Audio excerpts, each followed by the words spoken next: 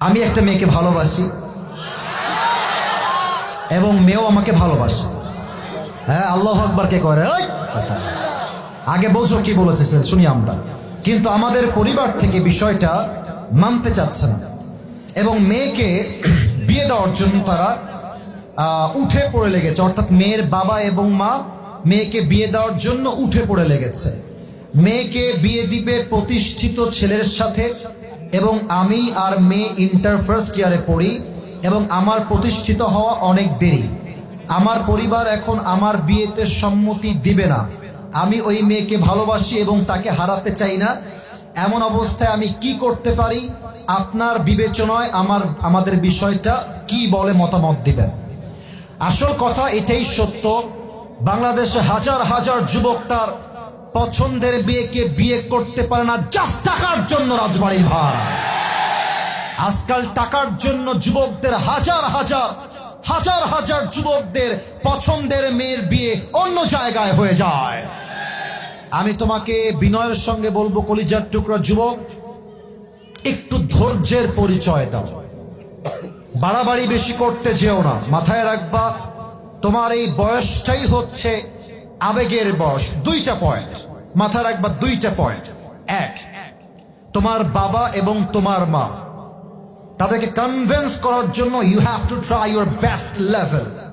সর্বোচ্চ দরকার হলে বাবার পায়ে ধরবা, মায়ের পায়ে ধরবা যে মা, তোমার দোয়া ছাড়া আমি বিয়ে করতে চাই না গো মা, প্লিজ তুমি একটু হেল্প করো আম্মা। বাবার পা ধরবা, আব্বা প্লিজ বোঝার চেষ্টা করো, আমাকে বিয়ে না দিলে আমার দিন দিন চরিত্র নষ্ট হয়ে যাচ্ছে, আব্বা প্লিজ বোঝার চেষ্টা করো।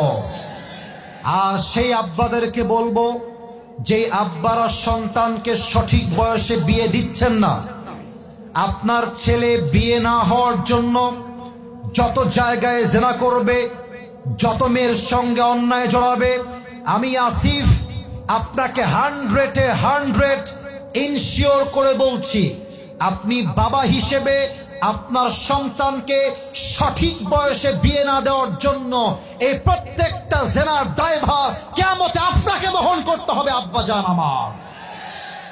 এক নাম্বার কথা, আব্বা আম্মাকে বোঝাবা, পা ধরবা। যদি আব্বা আম্মা না বোঝে, আলেম ওলামা নিয়ে যাবা, আলেমদেরকে দিয়ে বোঝাবা, মুরব্বীদেরকে বুঝাবা। যদি আব্বা আম্মা এতেও না মানে, সোজা তোমার নিজেরাই বিয়ে করে ফেলবা। এটা আমি আমার বুকের ব্যথার থেকে বললাম, কারণ বাবা মা রাজি না হওয়ার জন্য হাজার হাজার যুবক বছর বছর জেনার সম্পর্কে জড়িয়ে থেকে যায়, ঠিক কিনা বলে?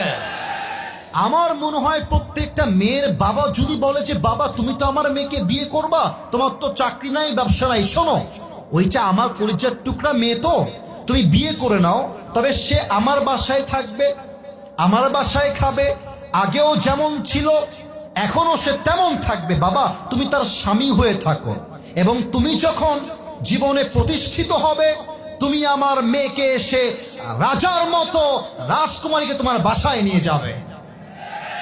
এমন চিন্তা প্রত্যেকটা মেয়ের বাবার যদি হয়ে যায়, আমি 100-তে 100 বলবো, এই দেশে বিয়ের সংখ্যা বাড়বে, জেনার সংখ্যা কমে যাবে, ঠিক কিনা বলে? এক নাম্বার, আব্বা আম্মাকে সর্বোচ্চ বোঝাবার ট্রাই করো। সেকেন্ড কথা, একটু তিতা মাথায় রাখবা, তুমি যেই মেয়েকে ভাবছো যে এই মেয়েটাকে বিয়ে করলেই my life is settle, I don't want anything in my life, এই মেয়েটা পেলেই আমার জীবন ধন্য, আমি সুখী হয়ে যাব। বাবা আজকে মনে হচ্ছে রাজরানী, কালকে মেয়েটার কাল নাগিনী হতে বেশি একটা সময় লাগবে না, লাগবে না, লাগবে না। সব মেয়েকে দেখে পটে যেও না। মেয়েদের সব আই লাভ ইউর মানে আই লাভ ইউ হয় না। অনেক সময় একই মেয়ে, একটাই মেয়ে একসঙ্গে 4টা বয়ফ্রেন্ডকে মেসেঞ্জারে মেইনটেইন করে বেড়ায়। তবে তোমরাও খুব বেশি একটা ভালো না, সবার মধ্যেই ভেজাল আছে। তা আমি বলবো, যেই মেয়েকে বিয়ের জন্য পাগলামি করছো, একটু জাস্টিফাই করে নাও, আদৌ কি সেই মেয়ে তোমার বউ হওয়ার যোগ্যতা রাখে কিনা। যদি তুমি ভুল জায়গায় বিয়ে করো, তোমার পুরো জীবনটাই নষ্ট হয়ে যাবে যুবক ভাই আমার। আল্লাহ যুবককে হালাল ভাবে বিয়ে করার তৌফিক দান করুক। পড়েন সবাই জবান খুলে আমিন।